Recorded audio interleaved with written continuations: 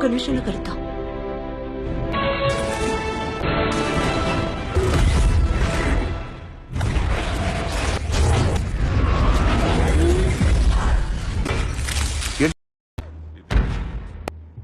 Natasha ఇక్కడ clinic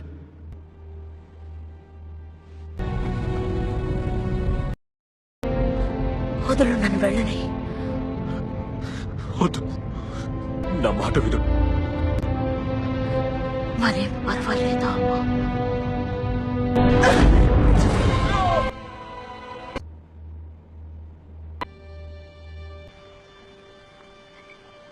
తన family గురించి ఎవరికైనా తెలుసా?